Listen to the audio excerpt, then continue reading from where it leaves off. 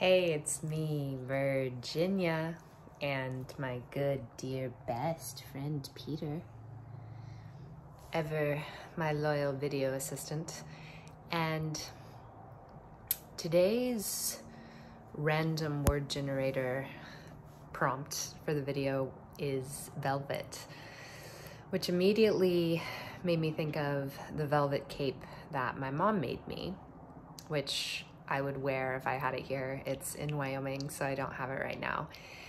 And, you know, this was again one of those things where all of my witchy coven friends in Chattanooga and just a lot of my magical women friends from around the world immediately got this. Like, of course you're having your mom make you a cape, and that just makes so much sense, and we'll use it for sacred ceremony and ritual and dress up and just all the good, meaningful witchiness that we practice and love together in the world. Well, my mom finished the cape though. She actually made it and finished it at my family's ranch house in Shell, where I've been living, and Shell, Wyoming. And a person who is more of a rancher cowboy archetype out there saw my mom making it, was like, you know, what is that you're making, and why are you making that? And my mom was like, oh, a cape, you know? And he was like, what, a cape for who? He's like, Virginia, or she's like, Virginia. He's like, what? Why would you be making her a cape? This just confirms all the weird things that I've heard about her, and that I think about her, and that people around here think about her, and why are you making her a cape? And so he asked me, like, very trepidatiously, you know, why do you have that? And I think he even said something like, you know, are you a witch? And I was like, yeah, I'm a witch, which is also just worth mentioning. In, I think it's very cool how certain archetypes and words like witch and crone are being reclaimed and used in positive ways. And it's another one of those things where, yeah, like being in a city or a place where more of this is kind of going on, be it Instagram or somewhere physical, it feels really cool to identify with the term witch and witchy, just meaning a woman in her power and in her magic. Or as one of my favorite songs, if you haven't heard it, it's called WITCH, a woman in total control of herself. And I love that definition of witch. Go look it up if you haven't heard the song. Doesn't wanna be anybody else. She's a woman in total control of herself. That one goes out to you, Michelle, if you ever watch this. And Naomi. We would dance to that sometimes in Kundalini back in Chattanooga with the coven. And, you know, I just proudly said I was a witch, and he couldn't really handle that, but also was maybe like, wow, I've never heard someone willingly call themselves that. We talked about it again, the cape, and I was like, because I want to wear it, because it's something that's meaningful to me. It's a character that I want to play. And he actually thought about it, and he was like, well, I mean, I guess I wear a cowboy hat, and that doesn't necessarily always actually functionally help me with what I'm doing. And I'm like, yeah, it's just the character that we're playing. And this idea of the character that we're playing has been meaningful to me anyway, in larger ways, especially since, you know, continuing to try and come back to this idea of being awareness itself. I am awareness, and I am the observer, you know, beyond the personality, beyond the ego, beyond the body, eternal awareness itself, seeking to be just objectively watching this movie unfold before me. And so thinking more and more of this personality and this ego and this name as a character, and not,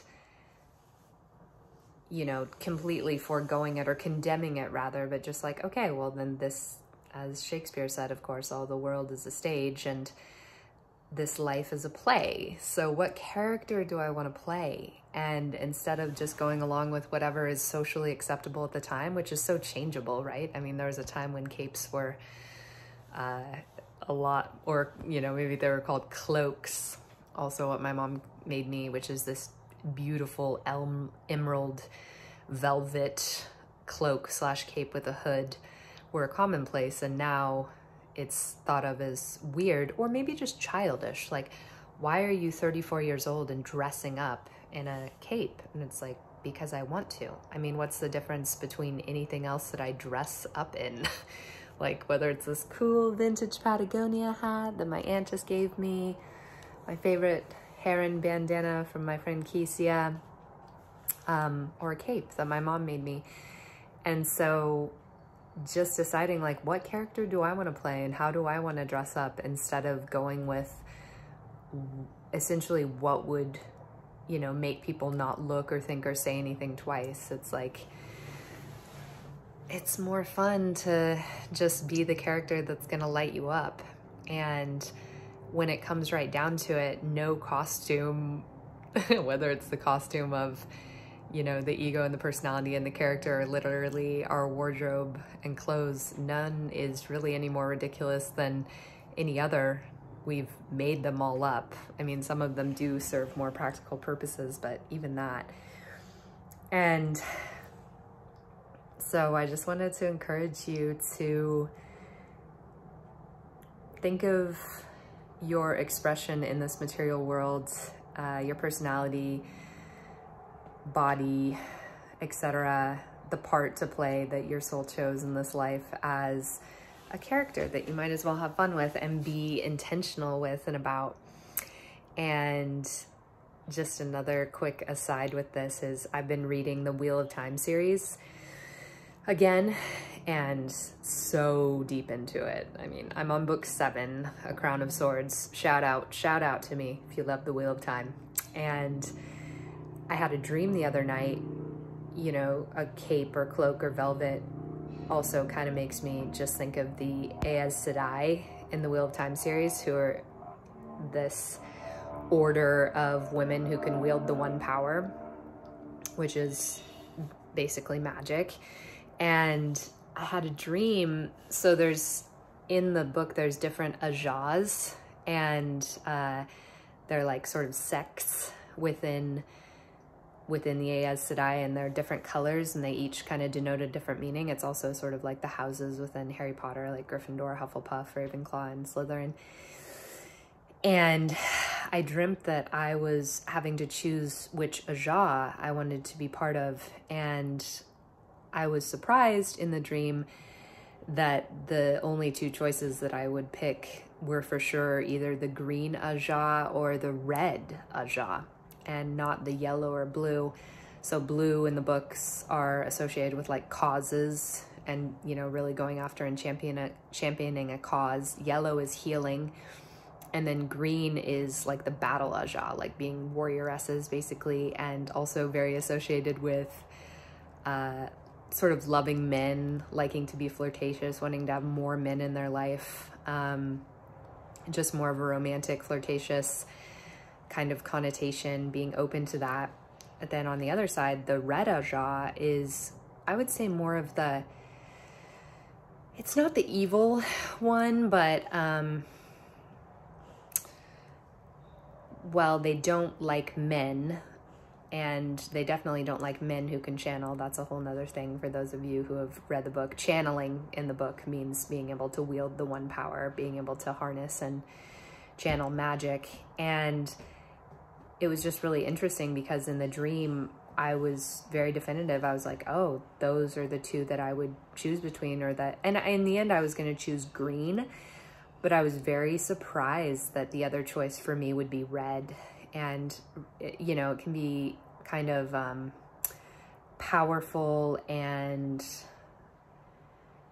maybe, like, mean isn't the right word, but they're fierce in a way that isn't always good necessarily, like tiptoeing that line of cruelty even maybe in the book. Now, they're not all like that, but I thought that that was a cool example of what felt, when I was interpreting that dream too, what felt like integration of my shadow side, because I would say admitting that there is a big part of me that would choose the red Aja was also to say, you know, there's this part of me that is